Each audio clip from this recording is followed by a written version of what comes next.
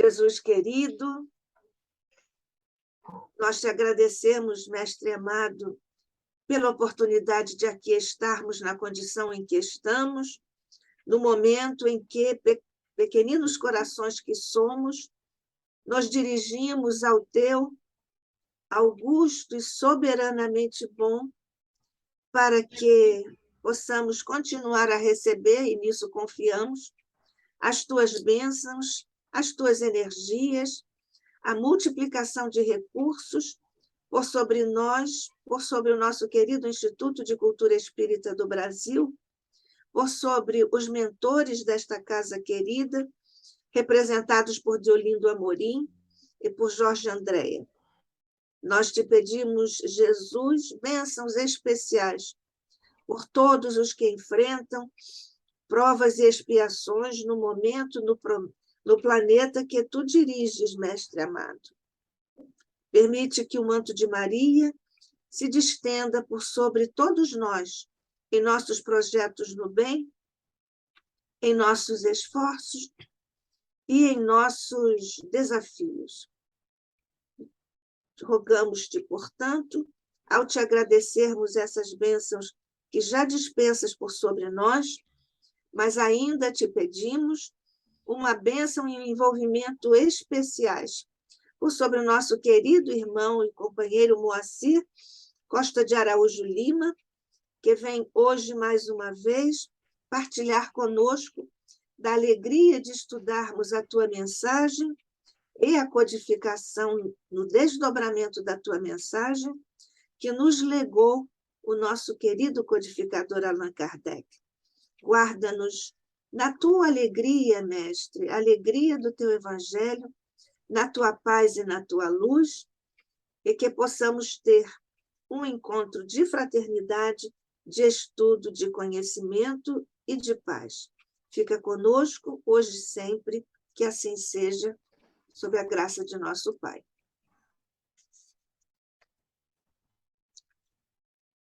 Bem, nós recebemos, então, Moacir Costa de Araújo Lima, que é físico, advogado, escritor, conferencista internacional, mestre em Linguística Aplicada na área de Lógica da Linguagem Natural, e que está aqui conosco para falar sobre a ciência contemporânea e a filosofia positiva.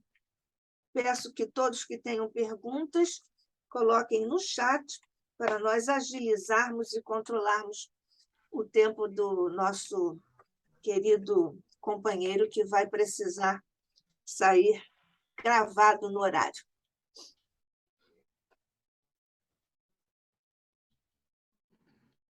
Somos todos ouvidos, Moacir. Perfeitamente. Obrigada. Bom, inicialmente, o meu muito obrigado por mais esse convite, essa oportunidade de estar com os irmãos, colhendo todas essas vibrações positivas. E esse tema, que é bastante atual, da chamada filosofia positiva, da busca do bem, foi apenas uma confirmação que a Universidade de Harvard fez a tudo aquilo que nós já sabíamos dentro da doutrina espírita. Estão se aproximando momentos muito importantes em que, pouco a pouco, vão se confirmando todas aquelas assertivas, todos aqueles ensinamentos da nossa doutrina. Existem, por exemplo, 2 pontos que são fundamentais no espiritismo, e nós, muitas vezes, por estarmos acostumados a eles, deixamos até passar em branco. Há 2 esclarecimentos que foram fundamentais para a nossa compreensão da verdade, e só com essa compreensão da verdade nós podemos buscar a felicidade. Primeiro, 2 grandes revoluções feitas por Allan Kardec no sentido da existência de Deus e dos espíritos. O Deus antigo, vamos chamar assim, o Deus pré-kardeciano, era um Deus altissimamente religioso, mas como todo religioso em excesso tinha lá suas facções, suas preferências. Era um Deus antropomorfizado que, assim como os deuses gregos, herdara todos os defeitos da pessoa humana. Ele tinha o seu clube preferido, ou seja, a sua raça preferida. Ele exigia louvores a todo momento, e toda pessoa que exige louvores a todo momento certamente tem problemas muito sérios de autoestima. Ele tinha sua raça preferida, ele tinha lá o seu povo preferido, era muito vingativo. Era um Deus muito raivoso, muito cruel. Embora fosse pintado como todo-poderoso, tinha pouca compreensão em relação à sua própria criatura, o ser humano. E ficava muito difícil exercitarmos aquela lei do amar Deus sobre todas as coisas, porque nós tínhamos que temê-lo. Ele era muito severo, não tinha lá muita compreensão conosco, era do tempo da palmatória na escola. E assim punia não só aquele que pecava, como punia também as gerações. Punia filhos, punia netos, punia até a quinta geração, coisa que nem no direito humano, com todas as suas imperfeições, se pensa em fazer. Mas estava ali a imagem. Havia certamente nessa ideia de Deus muita coisa positiva, muita coisa boa, o crescimento, a busca do bem. O bem era pelo menos aconselhado. Mas por esse motivo, desta posição facciosa, muitos filósofos e muitos pensadores não aceitavam Deus. Mas qual era o Deus que eles não aceitavam?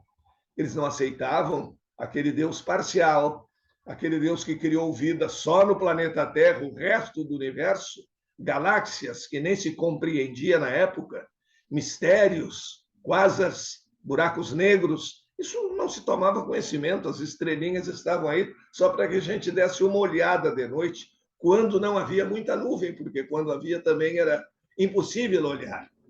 Então, muitos filósofos, diante dessa ideia de Deus, procuravam outra coisa. E aí surgiu aquela que mais se aproximou da ideia do Espiritismo, que foi a ideia do Deus de Spinoza, aceito por Einstein, aceito pelos cientistas. Quando muitas vezes se olhava o caos no mundo, deveria haver alguma coisa, alguma ordem subjacente ao caos. E aí tínhamos o Deus de Spinoza, uma grande lei que estava por detrás de todas as leis conhecidas, de toda a organização do universo, de todo o mecanismo da criação. Mas estamos tocando esses pontos apenas resumidamente. O que faltava ao Deus de Spinoza? Exatamente o amor. Era uma lei. Nós não podemos invocar esta lei, nós não podemos pedir bondade dessa lei, nós podemos pedir apenas que a lei se manifeste como tal, porque ela é apenas uma lei. Então surge a síntese maravilhosa de Allan Kardec, unindo aquele Deus Pai, que era muito rigoroso, substituindo aquele rigor exagerado por justiça e amor, ao Deus de Spinoza, a grande lei do universo. Então, primeiro, para desantropomorfizar Deus, vem a pergunta perfeita. E a pergunta perfeita gera a resposta perfeita. A ciência consiste num conjunto de respostas que a natureza nos dá a perguntas bem feitas. Porque a pergunta mal feita recebe uma resposta à altura, recebe a resposta tal qual ela é. Por aqui se conta até a história de um dos nossos descobridores, de um português, que, fazendo uma pergunta mal feita à natureza, recebeu a resposta adequada. Ele ficou com seu carro parado à noite numa estrada deserta, completamente escura, e não sabia qual teria sido o problema do carro. Em geral, se pensa, em primeiro lugar, na pane seca, na falta de combustível. E o português precisava saber se o carro tinha ou não tinha combustível. Para isso existem os marcadores, mas nada funcionava no carro.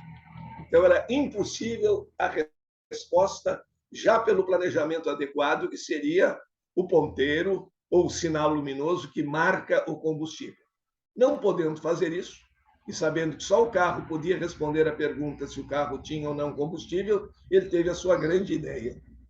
Ele pegou uma folha de revista antiga que tinha no carro, abriu o tanque de gasolina, dobrou em forma de tocha a revista, colocou fogo na ponta e introduziu no bocal do tanque de gasolina para enxergar se havia ou não havia. A resposta foi objetiva, só foi muito violenta. Havia. E ele, no plano astral, hoje sofre a consequência daquela pergunta mal feita. Então, fazíamos muitas perguntas mal feitas no terreno da filosofia, no terreno da ciência, da indagação em geral, e Kardec coloca a pergunta perfeita: que é Deus? E a resposta faz a síntese entre todas as ideias antigas de Deus, um pai que não estava muito bem explicado, que não tinha lá muito controle sobre a própria natureza, e responde: inteligência suprema.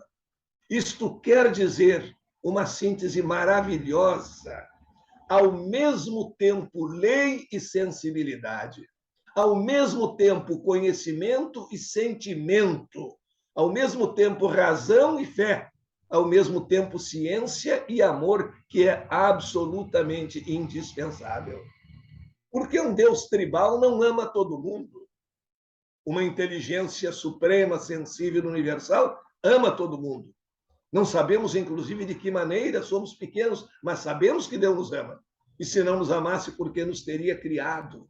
Vem, então, a confirmação da grande lei do amor e, ao mesmo tempo, a inteligência suprema, a capacidade de organizar um universo, a capacidade de planejar a nossa evolução, toda a sequência evolutiva do ser humano e de nos dizer também que nós não somos os únicos no universo onde aparece o dom extraordinário da vida, que há diferentes formas de vidas, diferentes formas de evolução, mas uma só lei, em diferentes aspectos, a presidir tudo, que é a grande lei do amor. Então, nós temos agora, finalmente, um pai, porque uma lei simplesmente não podemos chamar de pai, mas um pai que não é tão rigoroso assim, que nos perdoa, que nos dá novas chances através da reencarnação, mas que é justo. Então, nós temos um pai extremamente inteligente e amoroso. E essa síntese vem exatamente do começo magnífico da pergunta 1 da doutrina espírita. Além do mais, antes se pensava na possibilidade da continuidade da vida. Os espiritualistas, em geral, as religiões em geral, diziam que nós não terminávamos com a morte. Após a morte, nossa vida continuava. Num céu eterno, naturalmente muito aborrecente, porque não se tinha nada a fazer lá, a não ser ouvir corais de anjinhos, que por mais bem afinados que fossem, seria cansativo uma eternidade inteira ouvindo a mesma coisa, sem o que descobrir, sem o que progredir, e o que é pior, ou num inferno eterno. Agora nós entendemos de outra maneira, a partir do mecanismo das reencarnações. Mas esse mundo espiritual estava absolutamente velado, nós não tínhamos acesso. Era proibido o contato com espíritos. O único contato que eles admitiam eram eventuais possessões demoníacas. Não podíamos conversar com a espiritualidade.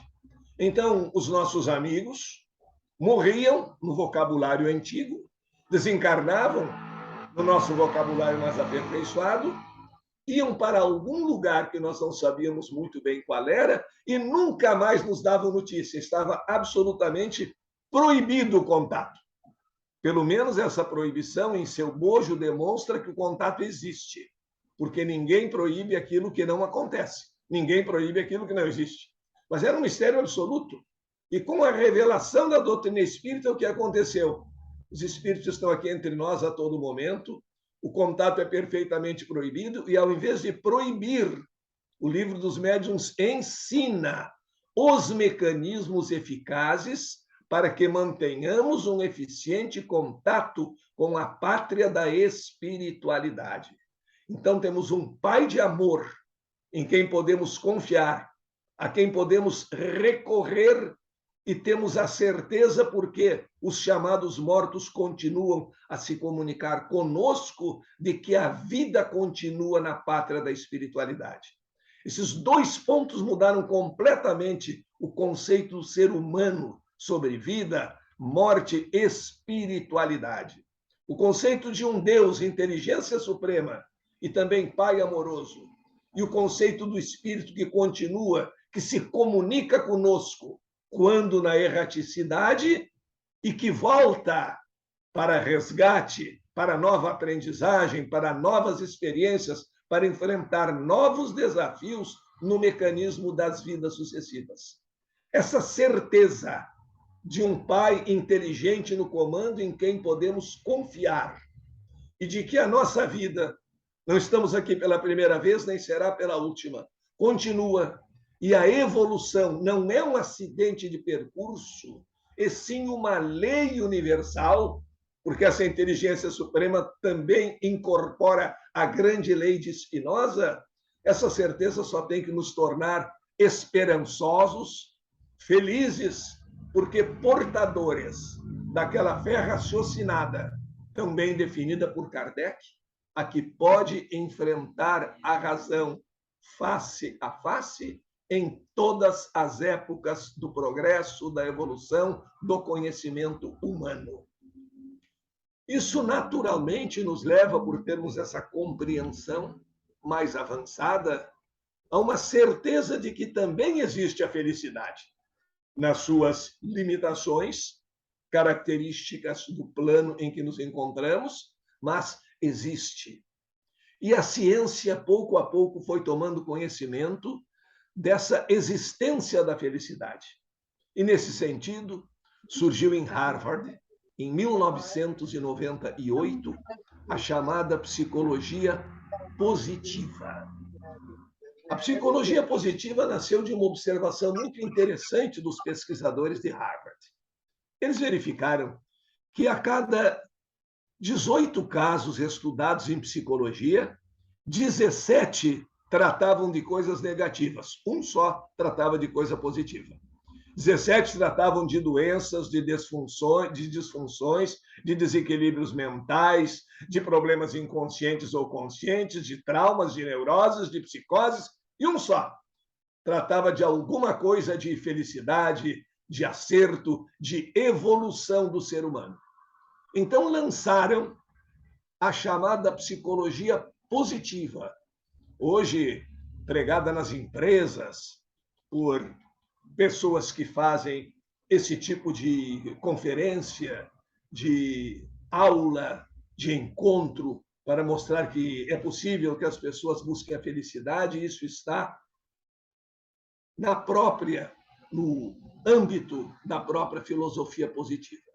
Como começou e quais foram as experiências mais importantes?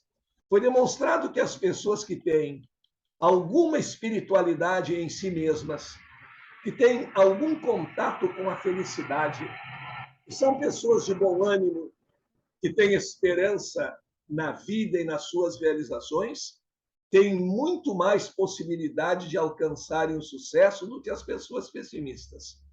Isso inverteu um algoritmo, inverteu um pensamento antigo, que nos dizia que o sucesso traz felicidade. Descobriu-se que é exatamente o contrário, é a felicidade que cria ambiência para o sucesso. Se o sucesso por si só trouxesse felicidade, que era a mentalidade da psicologia antiga, te esforça, trabalha, te sacrifica loucamente e depois tiveres te realizado em teu trabalho, tiveres muito dinheiro no bolso, tiveres uma posição importante, aí a felicidade vem automaticamente. Até com aqueles ditados tolos. O dinheiro não traz felicidade, manda buscar. É exatamente o contrário. É a felicidade que pode mandar buscar alguma coisa. Porque se fosse verdade que o sucesso é que traz a felicidade, nós não teríamos a depressão, o suicídio, o desespero de artistas multimilionários, por exemplo, que chegando ao topo de todas as paradas e ganhando verdadeiras fortunas, não tendo nem mesmo como gastar aquilo que ganham, tendo todo o sucesso de público e todo o dinheiro do mundo, entram em profunda crise depressiva e, por vezes, chegam ao suicídio. Por quê? Se o dinheiro trouxesse felicidade, se o sucesso trouxesse a felicidade, seria muito simples, e não é isso. É bem mais simples. É uma atitude mental que traz a felicidade. É uma expectativa, e quem tem a fé raciocinada pode ter a expectativa de uma continuidade na busca dos nossos ideais. de termos um determinado foco na vida e assim termos boas expectativas e despertarmos esperança nos outros. Uma das primeiras experiências feitas em Harvard sobre esse mecanismo da felicidade consistiu no seguinte: os professores selecionaram um grupo de alunos, os professores de Harvard, os psicólogos, alguns físicos em conjunto, selecionaram em uma escola, seria equivalente ao nosso ensino médio, ao nosso segundo grau, em que os alunos estavam no último ano antes da entrada na faculdade, aqui na chamada preparação ao vestibular, a prova do Enem, e selecionaram numa turma 3 alunos. Digamos que se chamassem, por exemplo, João, Antônio e Maria. Espero que não haja problema, porque citei ao acaso 2 meninos e uma menina. Não é questão de machismo nem de busca de idioma neutro. Mas então pode ser Maria, Jacira e João. Pronto. Ou, se quiserem, 4, fica a par. Maria, Jacira, João e Pedro. Pronto, 4. E estes alunos, eles informaram, os pesquisadores informaram aos professores que esses 4 alunos, aquelas 2 meninas e aqueles 2 meninos, submetidos a testes de QI, de QE, eram de inteligência extraordinária, pontos absolutamente fora da curva para cima, tinham um rendimento escolar muito superior e dele se deveria esperar muito durante o decorrer daquele ano letivo. Aí vem o detalhe importante, um compromisso. Os professores jamais poderiam dizer àqueles alunos que eles eram alunos fora de série. Naturalmente, os alunos também não sabiam que haviam sido examinados, testados e que eram absolutamente fora da curva para cima. E assim transcorreu o ano, sem que os professores pudessem dizer a esses alunos que eles eram de altíssimo nível e sem que os alunos soubessem que, após testes rigorosos, foram considerados alunos de nível superior. Termina o ano e os 4 alunos, os 2 meninos e as 2 meninas, não sei se vestiam azul ou rosa, mas os 2 meninos e as 2 meninas tiveram rendimento absolutamente acima da média. E aí se pergunta, bom, mas não há nenhuma novidade nisso? Além de eles serem acima da média, os professores também sabiam disso, embora não pudessem dizê-lo. Mas aí veio a grande surpresa. Os 4 alunos foram escolhidos naturalmente a partir de testes, mas foram escolhidos entre os alunos absolutamente medianos, que não tinham absolutamente nada de especial. E ao fim do ano, conforme a inverdade do teste comunicado aos professores, tiveram um desempenho muito acima da média. Por quê? Quem sabe, conhecendo que aqueles alunos eram alunos de nível superior, os professores, quando eles perguntavam, logo respondiam. Se o aluno começasse a errar na resposta, ajudavam. Não pode ser, esse cidadão é muito inteligente para estar dizendo essa bobagem. E transformava a bobagem numa frase correta. É possível, mas não é só isso.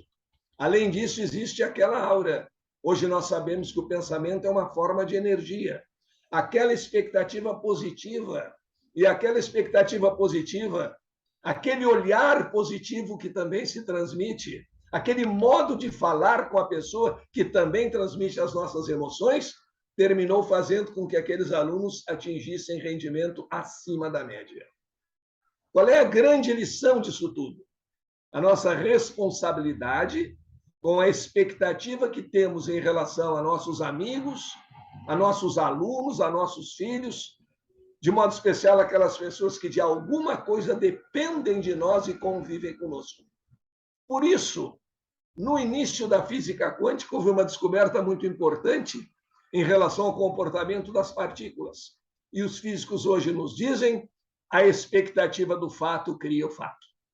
Primeiro se pensou que essa expectativa do fato cria o fato valeria somente para partículas subatômicas, lá num mundo de leis diferentes. Mas Harvard demonstrou que o fato de a expectativa do fato criar o fato vale para os seres humanos, para esse universo de consciência que somos nós. Então, quando temos boas expectativas em relação aos outros, e em função disso nos dirigimos a eles com respeito, com carinho, nós temos facilidade de desenvolver qualidades positivas. Claro que são problemas humanos, assim como os próprios problemas da física. A ciência hoje não faz afirmações caso a caso, não faz informações individuais. Trabalha com a lei dos grandes números, trabalha com a estatística, trabalha com probabilidade. Mas essa probabilidade existe.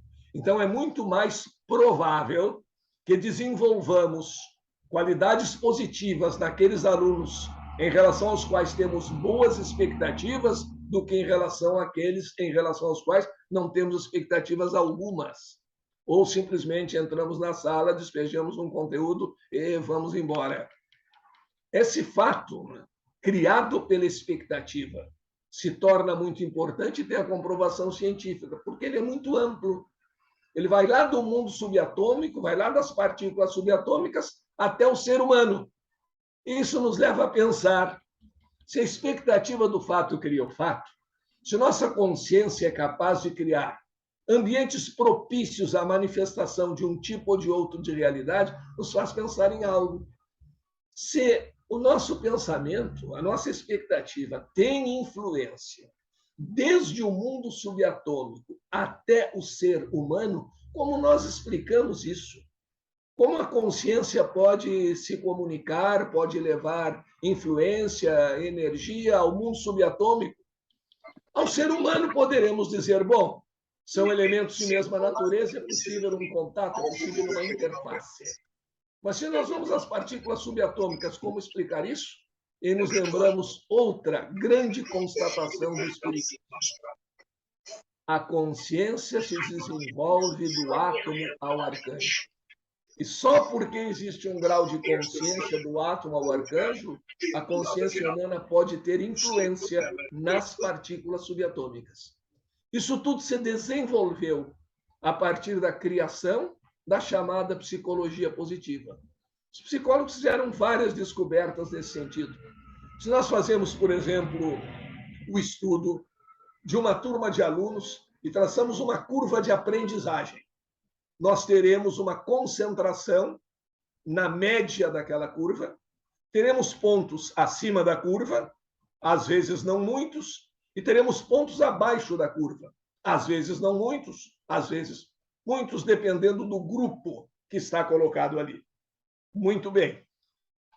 A preocupação toda no ambiente escolar era estudar os pontos que estavam abaixo da curva, aqueles que não conseguem atingir um nível pelo menos razoável de aprendizagem, para levá-los até o ponto médio, o que é absolutamente necessário, sem dúvida alguma. Mas os que estavam acima da curva eram esquecidos. Eles estão bem, não precisamos nos preocupar com eles. É verdade. Talvez não precisemos nos preocupar com eles, mas podemos nos preocupar com os outros que não estão tão bem assim. E ao invés de buscar apenas um nível médio, mediano, e o mediano é parente do medíocre, queremos ou não, por que não nos preocuparmos em descobrir por que alguns estão acima da curva? Respostas simplórias do tipo, porque se dedicaram mais, fazem parte da verdade, mas não são a verdade integral. Então, a partir daí, grupos de psicólogos em Harvard passaram a estudar a mente, o pensamento de pessoas de grande capacidade, ou intelectual, ou de grande espírito amoroso, pessoas que se distinguiram na inteligência ou no sentimento, ou nos dois. Cientistas do passado, alunos do presente, para tentar elevar a curva. E essa curva só é elevada a partir de uma boa expectativa e do estudo das situações mais avançadas. Cercar as pessoas de bons pensamentos, de boas ideias, de boas emoções. Houve uma pesquisa com os estudantes de direito de Harvard. Direito é um curso muito concorrido naquela universidade e que prepara os seus estudantes para um mundo de grande competição, que é exatamente o mundo das lides do direito. E se descobriu que alguns alunos não gostavam de estudar na biblioteca, preferiam estudar no porão. A biblioteca tinha ar-condicionado, iluminação adequada, livros à disposição a todo momento. Para o porão, eles levavam alguns livros, se precisassem de outro, tinham que subir outra vez à biblioteca. A iluminação não era a mesma, o ar não tinha a mesma qualidade, mas eles preferiam estudar no porão. Indagados, responderam algo que nós entendemos dentro da espiritualidade. Disseram que no porão havia menos ruído mental. O que seria esse ruído mental? Pessoas preocupadas, pessoas competitivas, pessoas estudando para superar os outros, pessoas estudando angustiadamente, criam uma vibração, emitem um certo tipo de energia, que não é bom para quem precisa estudar com calma. E aí aquele grupo preferia estudar no porão, no silêncio, na tranquilidade. E depois foi feita uma pesquisa de grande duração com esses mesmos estudantes. Aqueles que tinham otimismo, que encaravam a vida com otimismo, apesar de reconhecerem as dificuldades. Há uma diferença entre otimismo e ufanismo. O fanista é o otimista preguiçoso. Está tudo certo, se melhorar, piora.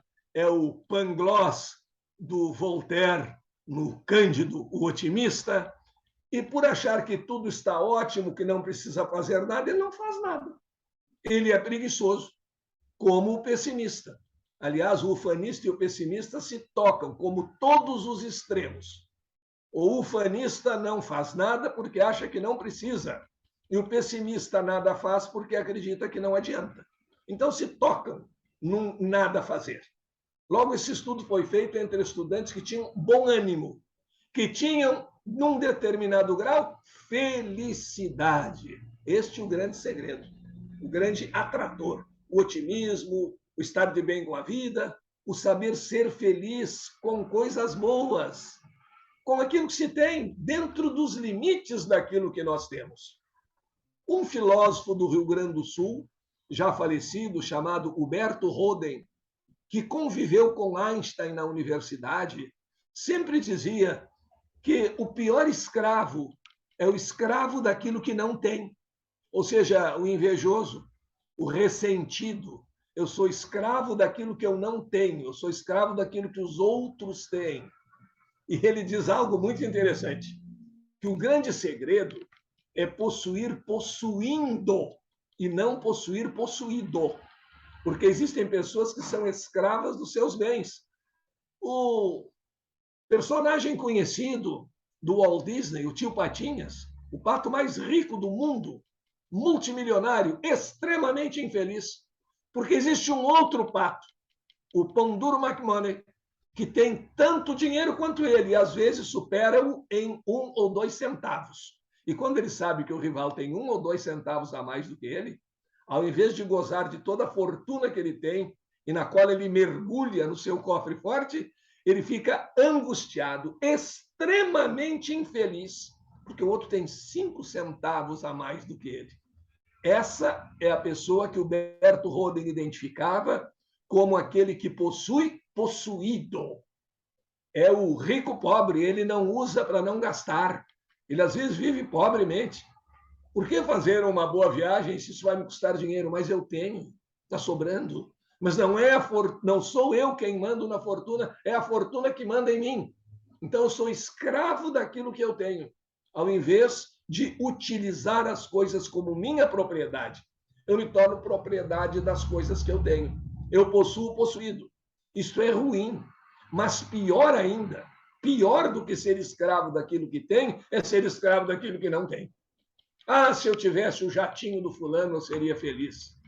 Epicuro nos ensina que nós devemos ser felizes dentro das nossas limitações. Epicuro foi até muito mal interpretado, e nós devemos ser felizes nas nossas possibilidades.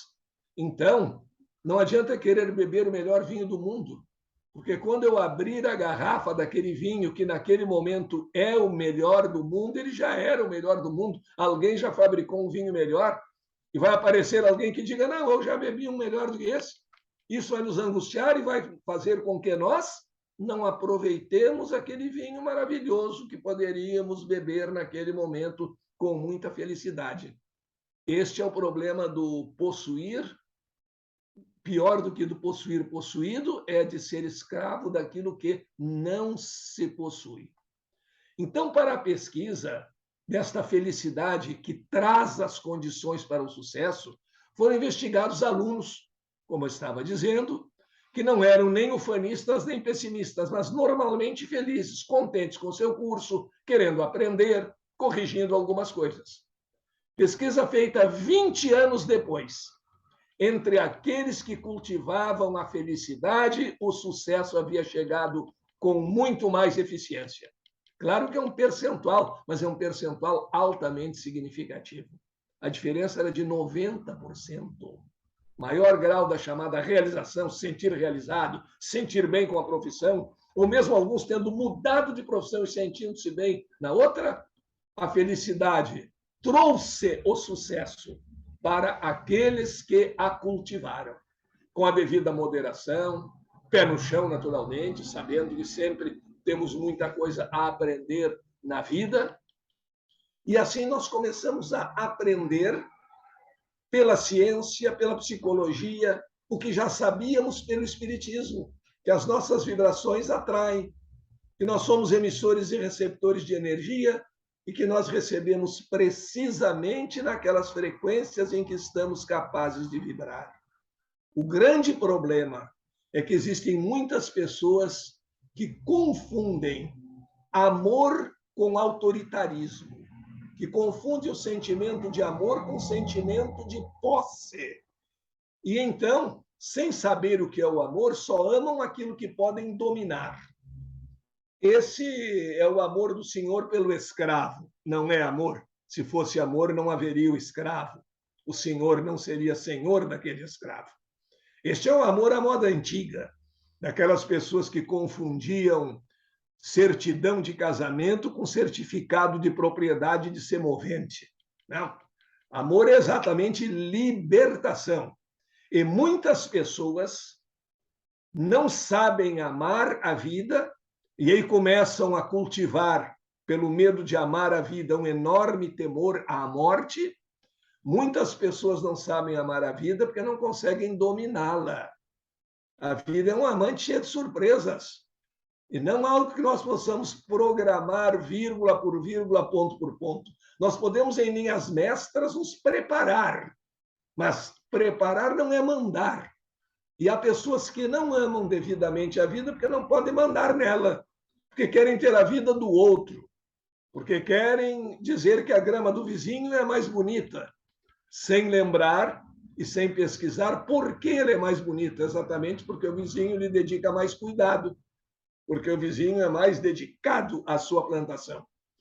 Então, o que se está demonstrando através da chamada psicologia positiva é que devemos estudar as positividades do ser humano com a mesma intensidade que estudamos as doenças. Estudamos as doenças para curá-las e devemos estudar as coisas positivas para ensinar a mais pessoas que é possível chegar a um patamar positivo, um contentamento, de uma felicidade relativa, naturalmente, ao plano de evolução em que nos encontramos. O grande problema é que há pessoas que vivem postergando a felicidade e vivem dizendo, as Cassandras, não, aqui não dá para ser feliz é só no outro mundo. Com essa história de que aqui não dá para ser feliz é só no outro mundo, eles decretam isso. Eu digo, aqui não dá para ser feliz. Eu mando essa mensagem ao meu cérebro, o cérebro absorve essa mensagem, acredita nela, e diante de diferentes situações, ele escolhe o caminho da infelicidade, querendo ou sem se dar conta. diante de um momento de uma festa em que eu posso ter algumas coisas para me tornar pelo menos contente, alegre, e algumas coisas que podem me aborrecer, eu vou buscar só as coisas que fazem me aborrecer. Eu estou num ambiente bonito, bem decorado, eu estou entre amigos, mas eu acho que um servente me olhou torto. Esse é o meu comentário da festa. Essa é a minha ligação com a festa. Por quê? Eu disse para mim mesmo que não dá para ser feliz nesse mundo.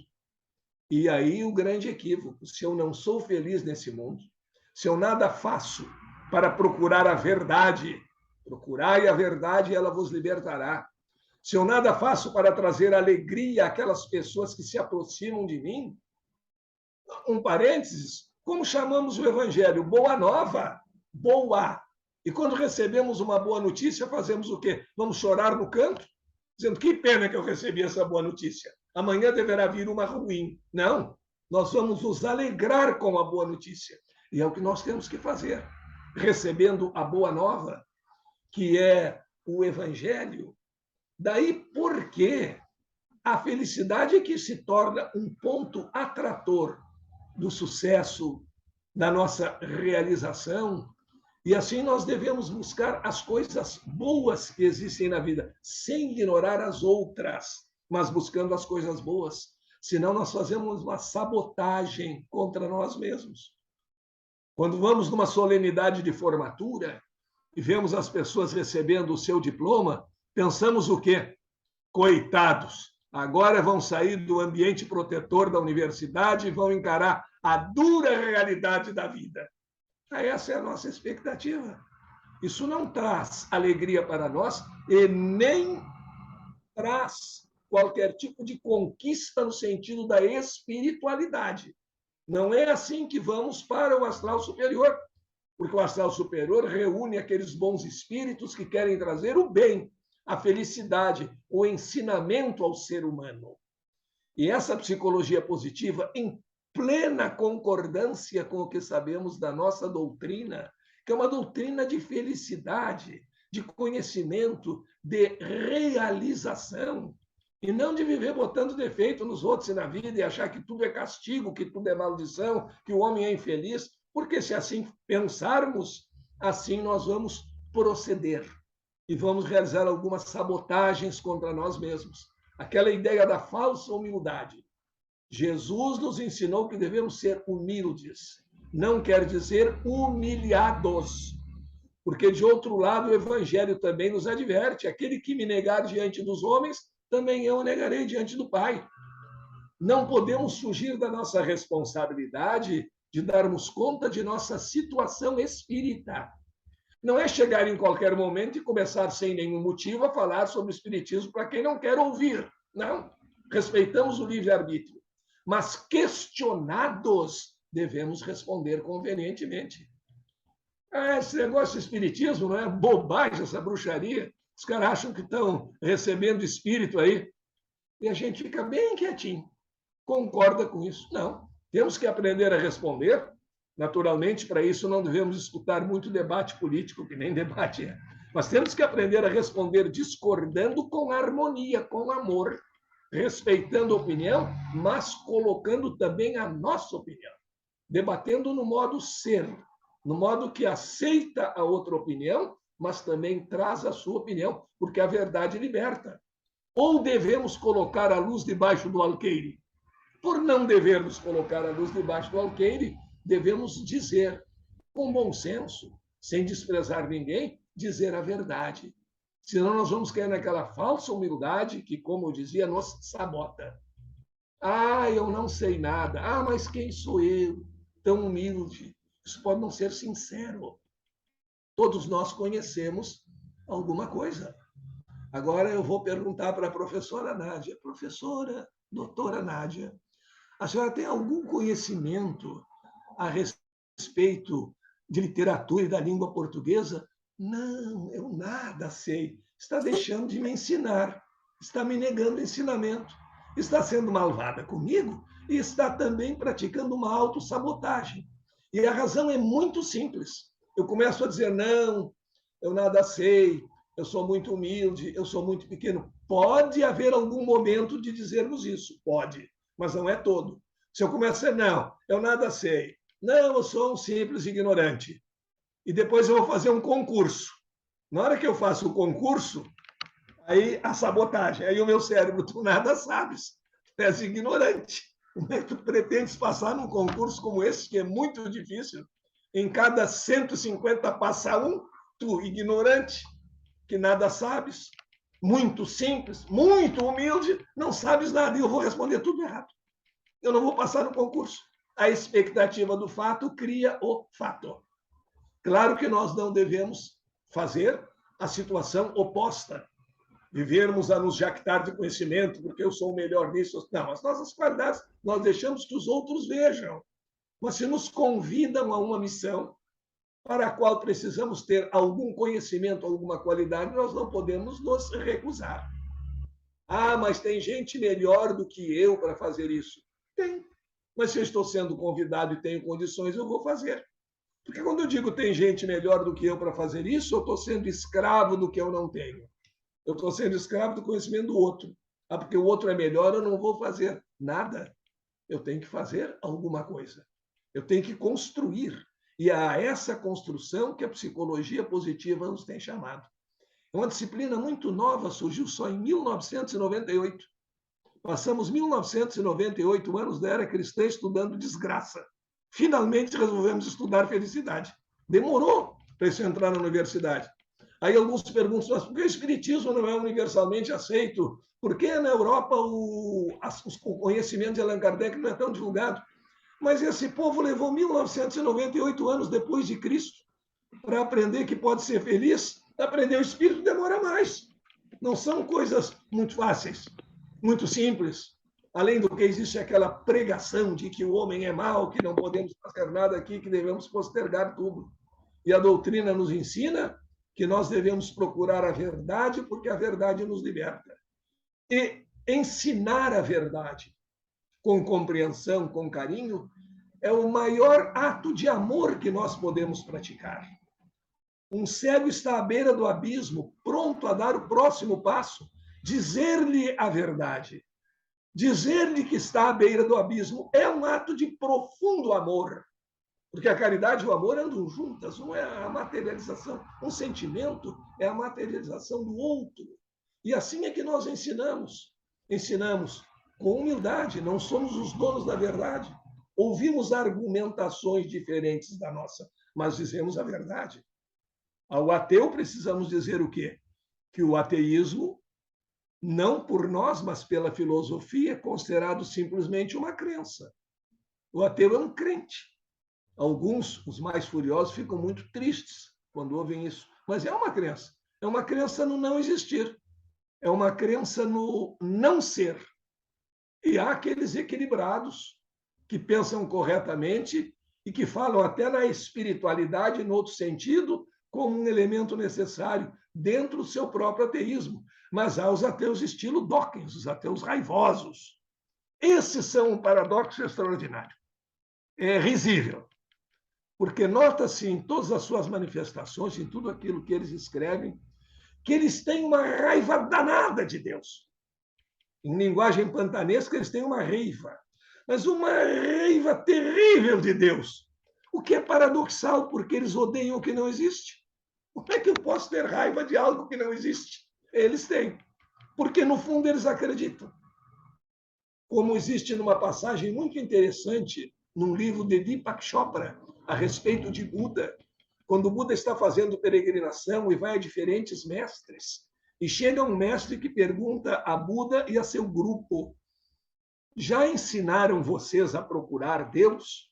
E todos responderam que sim, esperando um ensinamento novo. E o mestre diz: então esqueçam, esse foi o mais inútil dos ensinamentos. Já ensinaram vocês a respirar, a procurar o ar que respiram, a luz que ilumina? Deus é algo de sensibilidade e não de procura. Está manifesto em cada um de vocês. Apenas é necessário buscar trazer essa manifestação. Então, não há uma fórmula matemática, um algoritmo para procurar Deus. Proceda de modo A, B e C e você encontra Deus. Isso era muito comum em toda a ritualística simbólica do panteão grego, em toda a mitologia grega, a essa procura com desespero, com imagens que, no fundo, levam à morte e ressurreição do ídolo, do Deus, mas não é o posicionamento cristão. Se busca a Deus pela lei do amor, pela caridade, pois fora da caridade não há salvação.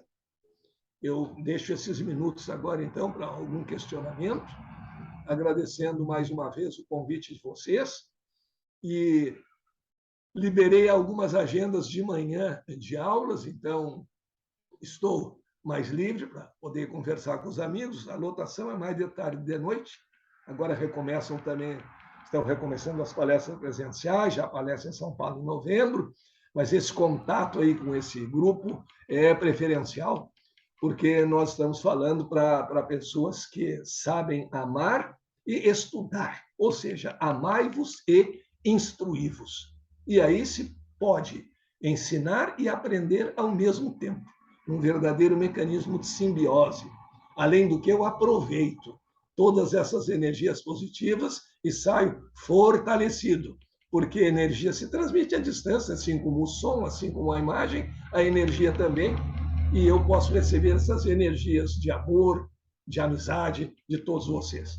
Muito obrigado mais uma vez e fico à disposição.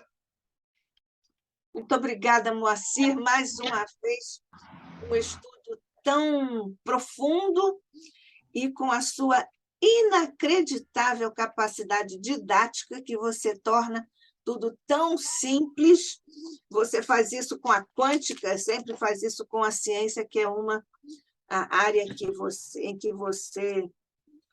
tem circulado com tanta eficiência e felicidade, para você e para nós. Aliás, é exatamente isso que você tem feito lá nas nossas experiências, nas nossas edições do nosso programa Novos Rumos na Rádio Rio de Janeiro. Eu frequentemente repriso os seus programas, os ouvintes sempre estão muito interessados e elogiam. Você está para voltar, evidentemente.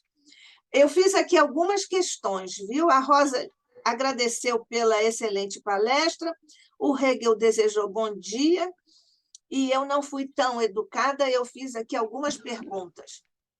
É curiosidade. Olha só, eu não sei se você quer que eu leia, porque são 4. Acho que eu leio as 4 e você vai escolhendo e vai fazendo aí a sua síntese, que a sua capacidade de síntese é proverbial. Em primeiro lugar, por que você começou com o panteísmo de Spinoza? A expectativa vale também dos alunos para os professores se tornarem melhores? Aí existe a questão da teoria da autossuperação antecipada, não é isso? Que é exatamente o que está ali em Harvard também. Você pode estabelecer alguma relação entre algum postulado da quântica e as ideias fixas do tipo meninos, meninas, atualmente tão repetidas, do tipo patrulhamento? Porque você foi muito... que você tem também um bom humor, não é isso? E você colheu isso, pensou isso da nossa realidade atual. Então, queria saber se a quântica tem alguma coisa a ver com isso, ou a própria conclusão de Harvard. E a relação entre o senhor e o escravo na dialética de Hegel, para quem não está tão familiarizado com a chamada, né? É até bem conhecida, dialética de Hegel, é a história daquele, era um homem, digamos assim, com posses, né? Mas ele se deixava servir patologicamente, digamos, pelo funcionário dele, pelo empregado. A tal ponto que uma vez o empregado precisou sair, estou mais ou menos aqui resumindo e exemplificando um pouco. Então, o funcionário dele precisou se ausentar da casa dele por atender uma questão familiar e se afastou, e quando o funcionário voltou, o senhor dele estava um lixo, a casa estava de cabeça para o ar, ele estava completamente sujo, não comia, enfim, por causa disso, porque a dialética do senhor e do escravo é isso, né? Você até citou o Roden, que também eu adoro essa questão do Roden, e aí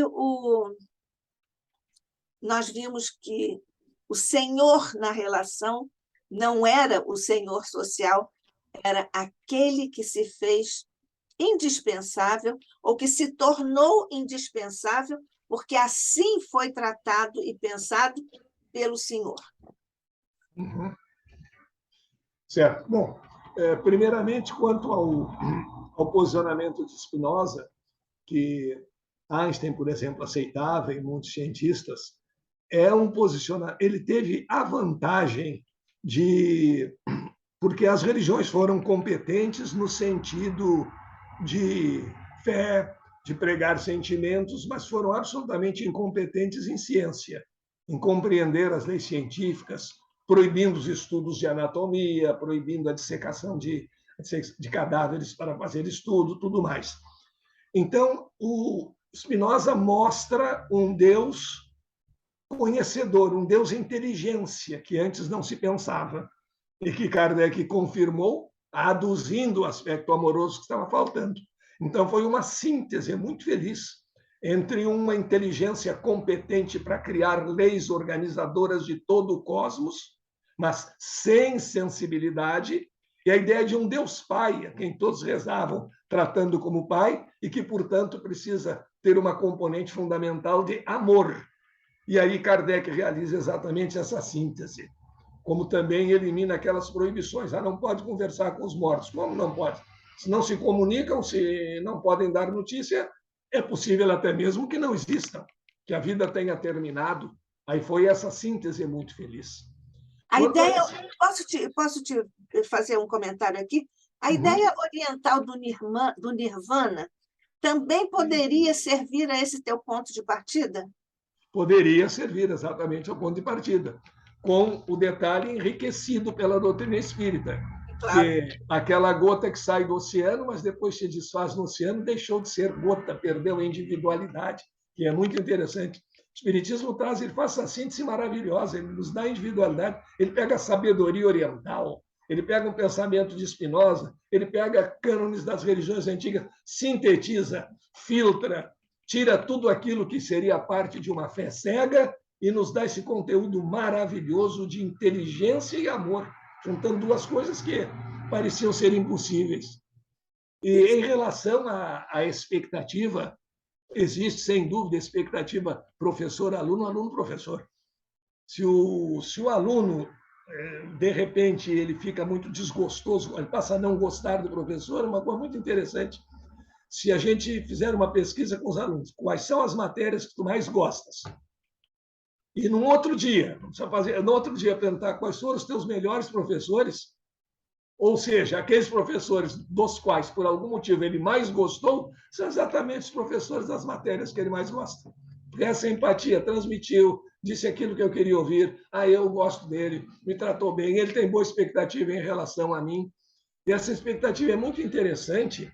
Um detalhe que o Dalai Lama chama a atenção para os chamados formadores de opinião, que, infelizmente, em grande parte na nossa imprensa são reforçadores de facção, em vez de formadores de opinião. Essa ideia dita pelo Dalai Lama é uma grande responsabilidade, se eu crio um ambiente de terror, de medo, de pessimismo, se eu não estou criando o próprio fato, eu estou, pelo menos, criando condições para que o fato aconteça. Ou seja, eu sou otimista. Tudo bem, não quer dizer que não possa me acontecer algo de ruim, mas a probabilidade entre as coisas boas e as ruins vai pender mais para o lado da coisa boa. Então, se a expectativa de um fato não chega a criar exatamente o fato, ela cria, no mínimo, condições para que a probabilidade de o fato ocorrer aumente. E daí a importância de termos essa boa expectativa. Essas conversas de que o ser humano é muito mau, o homem é o lobo do homem, dizem algumas bobagens, o lobo é o único animal que, assim como o homem, devora a sua própria espécie. Não é verdade, há outros animais que devoram a sua própria espécie. Nós temos um defeito, sim, que nós criamos. O homem é o único animal que se reúne para falar mal de si mesmo. Isso é verdade. Não sei se os leões se reúnem para criticar os leões e tal. E falar mal muitas vezes sem motivo. E nós temos é que reconhecer. Nós somos seres em evolução, em desenvolvimento. Há coisas a serem superadas e há coisas a serem desenvolvidas. E a inteligência nos dá exatamente o discernimento entre uma coisa e outra. Você e sabe... Se falava... Sim? Desculpe. Segue. Quando se falava no amor entre o senhor e o escravo, naquela comparação do agressor familiar, por exemplo, do marido que bate na esposa e diz: eu te bato porque eu te amo. Isso é um contrassenso, é uma doença mental. Como tu disseste muito bem, ele vai querer uma dependência, ter alguém para surrar, para se sentir feliz.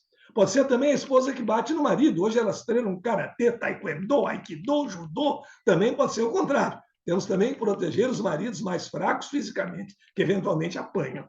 Mas isso não é amor, mas cria uma situação psicológica viciosa dos dois lados.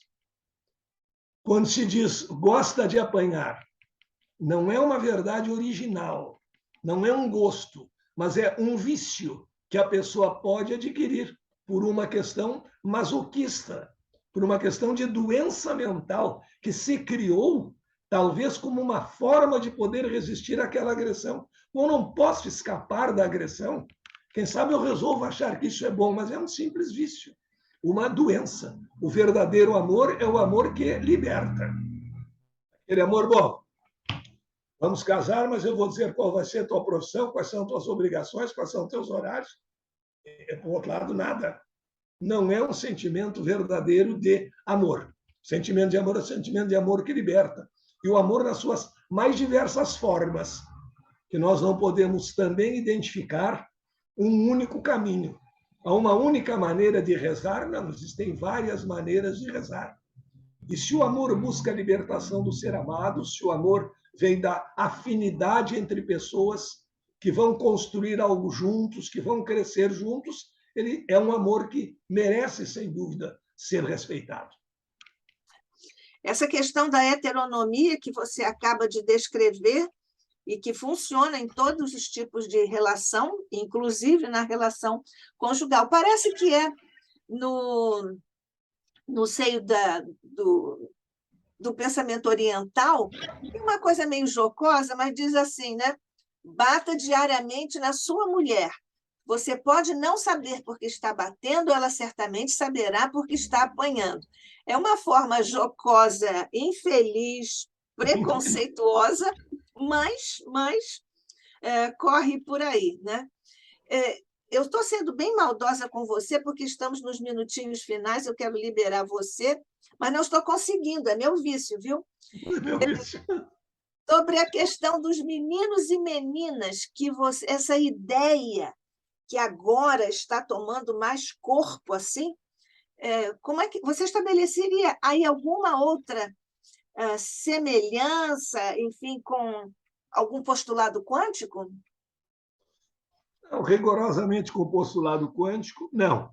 Mas existem alguns casos, por exemplo, na ciência, que se pensava que um excluía o outro e hoje se sabe que não. Na física tradicional, agora lembrei um exemplo nesse teu questionamento.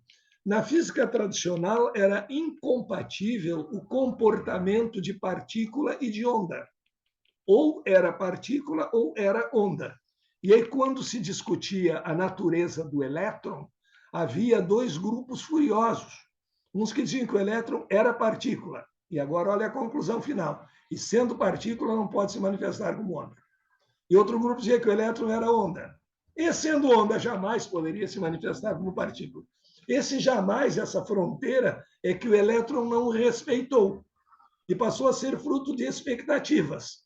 E aí o que aconteceu foi o seguinte: existem determinadas experiências em que o elétron se comporta como partícula.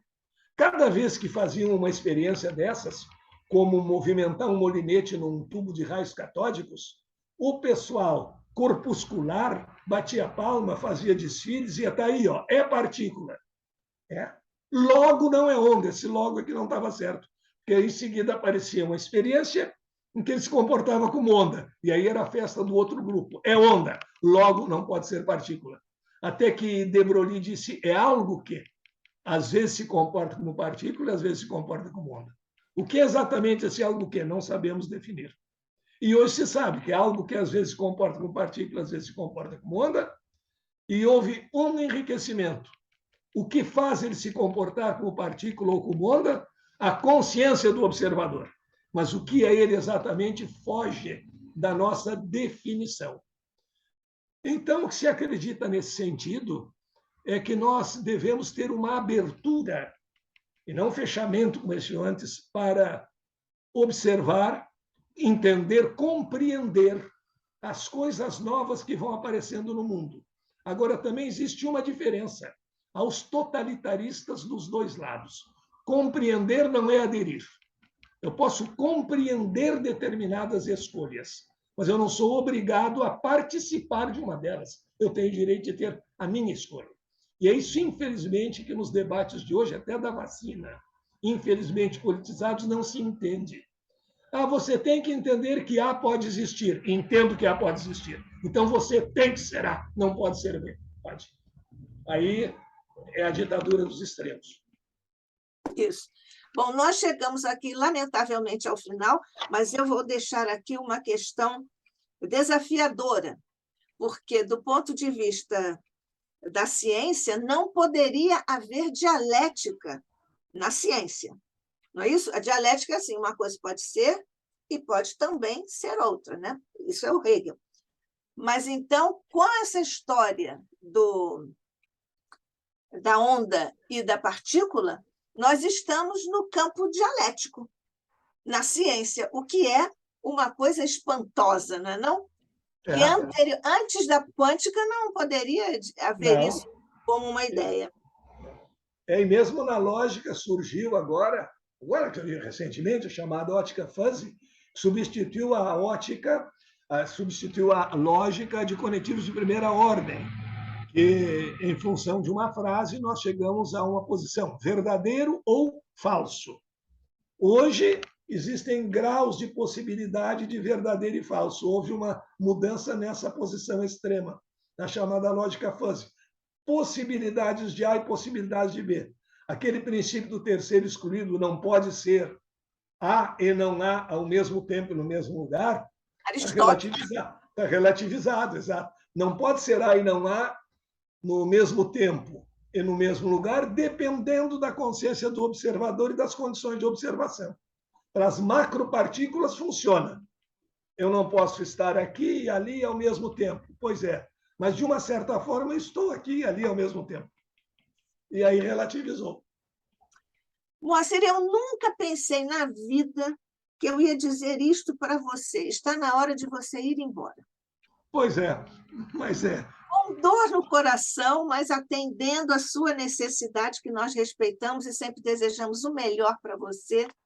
Que Deus te abençoe, que você continue no seu brilhante momento encarnatório, não é isso que é a encarnação inteira, de trazer ensinamentos com tanta preciosidade didática, com tanta naturalidade e com tanta organicidade no conhecimento. Muito obrigada mais uma vez pela sua presença aqui, que Deus te abençoe, que agora busquem os nossos mentores espirituais. Ô Jorge Andréia, cuida aí da coluna do nosso querido Moacir.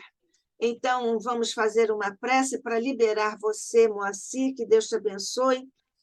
Mestre querido, neste instante, ao te agradecermos mais uma preciosa reunião em teu nome, em que aprendemos, nós buscamos interações amorosas, fraternas, a propósito do conhecimento, do teu evangelho e da codificação de nosso querido Allan Kardec.